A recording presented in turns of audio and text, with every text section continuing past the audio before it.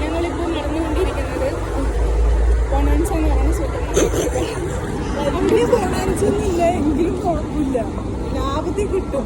പിച്ചച്ചട്ടി എടുക്കുന്നവർക്ക് എല്ലാവർക്കും വേണ്ടെങ്കിൽ കുഴപ്പമില്ല. ഇത് വീഡിയോ എടുത്താ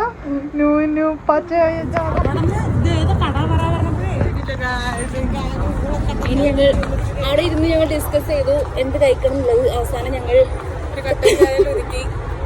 രാത്രി എപ്പോഴും ലൈറ്റ് ആയിട്ട് കഴിക്കണതാണ് നല്ലത്. അതെ അതെ, ഫുഡിൽ ഭയങ്കരമായിട്ട് കോൺസെൻട്രേറ്റ് ചെയ്യുന്ന ഒരാളാണ്.